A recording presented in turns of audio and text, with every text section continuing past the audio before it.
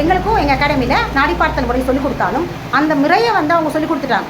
அதோடைய அடுத்த மேன்மை நிலை அடையிறதுன்றது எங்களுடைய தேடல் வழியாகவும் அனுபவங்கள் வழியாகவும் நாடியோட உறவாடும் உயிர் சக்தி உறவாடும் பொழுது தான் அதில் இருக்கிற அடுத்த மேன்மை நிலை வந்து ஒவ்வொரு அக்குயிலரும், அதாவது சிகிச்சை பார்க்குற ஒவ்வொரு வைத்தியரும் வந்து அடைய முடியும். இது சித்த மருத்துவமாக தான், எல்லா மரபொழி மருத்துவங்களுமே அப்படி தான். முதல்ல கண்டுபிடிச்ச எப்படி ஒரு முதல்ல விவசாயம் ஒரே ஒரு விதையை போட்டு உருவாக்க வந்தது தான். எடுத்த உடனே மொத்த விவசாயமும் கண்டுபிடிக்கலையே, ஒன்று தானே கண்டுபிடிச்சாங்க. அடுத்தடுத்து வந்தவங்க தான் அடுத்தடுத்த மேன்மை நிலைக்கு போனாங்க இல்லையா. அதே மாதிரி தான் வைத்திய முறையிலையும் ஒரு விஷயத்தை இதை வந்து நீங்கள் மல்டி நீடிங்களோட கோத்துறாது. மல்டி நீட்லிங் அப்படிங்கிறது எப்படின்னா, எல்லாத்தையும் செய்வோம், அதில் ஏதோ ஒன்று சரியாகட்டும் அப்படிங்கிற ஒரு குழப்பமான மனநிலை தான். அந்த குழப்பத்தோட ஒரு ஹீலர் வந்து ட்ரீட்மெண்ட் கொடுக்குறாரு அப்படின்னா நிச்சயமாக அதோடைய குணமாக்கும் முறை அப்படிங்கிறதுல வந்து ஒரு சின்ன தடுமாற்றம் நிச்சயமாக இருக்கும். 100% ரிசல்ட் கிடைக்காது. ஆனால் ஒற்றைப்புள்ளி சிகிச்சை அப்படிங்கிறது தான் வந்து சரியான முறை. இதை அந்த ஒற்றைப்புள்ளி சிகிச்சை அந்த ஊசி மூலயமா அப்படிங்கிறத கூட இன்னொரு விஷயத்தில் நம்ம தெரிஞ்சுக்கலாம். எப்படின்னா, டாக்டர் குயிக்வாரா சொன்னேன் இல்லையா நேற்று, ஜப்பானில் 7ஆம் நூற்றாண்டில் வந்து அக்குபஞ்சர் பரவலாக ஆச்சு அப்படிங்கிற செஞ்சன் அவர் தான் வந்து கற்றுக் கொடுத்தாரு மருத்துவத்தை. அதுக்கப்புறம் குயிக்வாரா மாதிரியான நிறைய டாக்டர்ஸ் வந்து அக்குபஞ்சர் கற்றுக்கிட்டு ட்ரீட்மெண்ட் பார்த்தாங்க. அப்போ குயிக்வாரா வந்து டான்ஷி அப்படின்ற பேரோடு தான் அப்போ பரவலாச்சு அக்குபஞ்சர் மருத்துவம். அப்போ டான்ஷி அப்படின்றது உயரிய முறை அப்படிங்கிறது நேற்று பார்த்தோம் இல்லையா.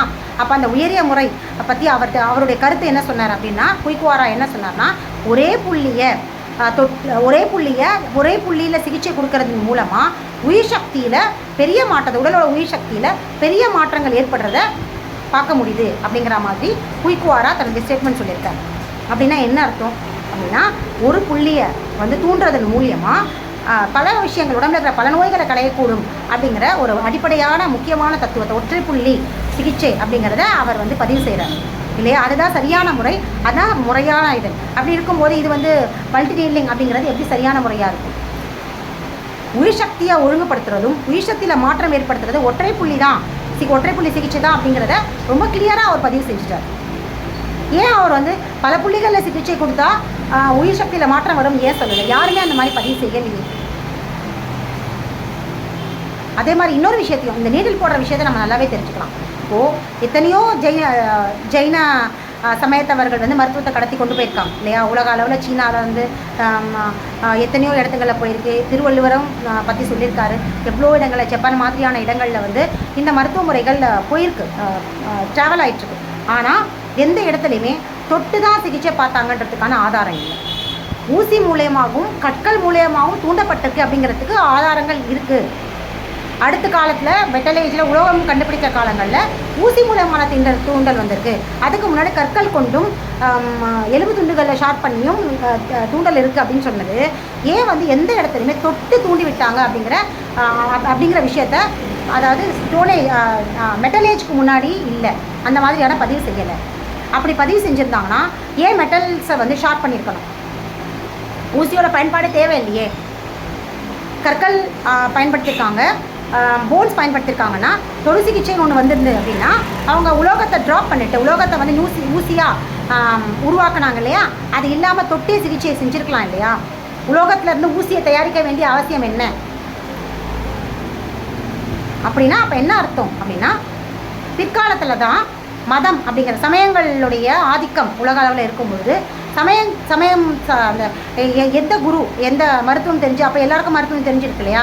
அவர் எந்த சமயத்தை சார்ந்தவரோ அவர் அதை பிரச்சாரம் பண்ண போகிற இடத்துல இந்த மாதிரியான தன்னுடைய மேன்மை நிலையாக அக்குபஞ்சர் மருத்துவத்தில் சமயத்தை, தன்னுடைய வழிபாட்டு முறையை, தன்னுடைய இதுவை காட்டுறதுக்காகவும், எப்படின்னா தன்னுடைய சமயத்தை வந்து பெருசாக காட்டுறதுக்காகவும், தான் வழிபடுற தெய்வத்தை பெருசாக பிரச்சாரம் பண்ணுறதுக்காக இந்த மருத்துவத்தை சேர்த்து பயன்படுத்தினார். எப்படி சேர்த்து பயன்படுத்தினார்? மருத்துவ முறை அப்படிங்கிறது அந்த இடத்துல புள்ளியை தூண்டல் பண்ணால் சரியாகும் அப்படிங்கிற பேசிக்கான தத்துவம் அவருக்கு நல்லாவே தெரிஞ்சிருக்கு. இதோட என்ன பண்ணார்னா, தன்னுடைய கடவுளை வந்து மக்கள்கிட்ட எப்படியாவது சேர்க்கணும். சும்மா போய் பிரச்சாரம் பண்ணால் யாராவது கேட்பாங்களா? காது கொடுத்து இவன் யாரா பைத்தியக்காரன் சும்மா வந்துட்டு இருக்கான், இவன் சொல்கிறதெல்லாம் நம்ம கேட்கணுமா அப்படின்னு போயிடுவாங்கல்ல. இப்போ இவங்கள தன்னுடைய வசத்துக்கு கொண்டு வரணும். தன்னுடைய பேச்சை கேட்க வைக்கணும், தன்னுடைய குருமாருடைய கருத்துக்கள், அவருடைய சமயம் சார்ந்த விஷயங்களை அவங்களுக்கு கொண்டு போய் சேர்க்கணும், தன்னுடைய தெய்வத்தை அந்த ஊரில் என்ன செய்யணும், தெய்வமாக மாற்றணும், அந்த இடத்துக்கான ஒரு சமய தெய்வமாக மாற்றணும். ஸோ இந்த மாதிரியான ஒரு பிளானுக்கு ஏதாவது ஒரு ஊன்றுகோல் அவருக்கு தேவைப்பட்டுச்சு. அப்போ இந்த ஒரு பிடித்தமாக அந்த பிடியாக தான் வந்து மருத்துவத்தை பயன்படுத்தியிருக்காங்க. அப்போ சும்மாவே நம்ம ஒரு ஜெயின சமயத்தவரை எடுத்துக்கலாமே, இங்கே வந்து ஜெயின குருமார்களுடைய தத்துவங்களை வந்து ஜப்பானில் கொண்டு போகணும் அப்படின்னு அவர் நினச்சிருந்தாங்க, செஞ்சேல் கிடைச்சார் அப்படின்னா, அப்போ அவர் சொல்கிறத முதல்ல கேட்குறதுக்கு ஜனங்க வரணும். ஒரு ஊர்லேருந்து இன்னொரு ஊர் வந்திருக்கார், அவர் எப்படி அவர் பேச்சு கேட்பாங்க, யாருன்னே தெரியாத ஒரு வழிபோக்கர், அவர் பேச்சு எப்படி கேட்பாங்க? அப்போ முதல்ல அவர் என்ன செய்யணும், எங்கேயாவது நோயாளிகளை அவருக்கு தெரிஞ்ச ஒரு முறையில், அவருக்கு தெரிஞ்ச விஷயமா நிறைய விஷயங்கள் இருக்கும். இதில் விவசாயம் சொன்னாலும் அப்போ கேட்க முடியாது, சமையல் கலையை சொன்னாலும் கேட்க முடியாது, இல்லை வீடு கட்டுற தொழிலை சொன்னாலும் அதெல்லாம் அவங்க பெருசாக அந்த ஊர்லேயே சமையல் செய்கிறவங்களும் இருப்பாங்க, வீடு கட்டுறவங்களும் இருப்பாங்க, எல்லாமே இருப்பாங்க. ஸோ வேறு வேறு துறைகளோ வேறு வேறு தொழில்களை அந்த ஊரில் கொண்டு போகும்பொழுதெல்லாம் அந்த அளவுக்கு பெருசாக இருக்காது.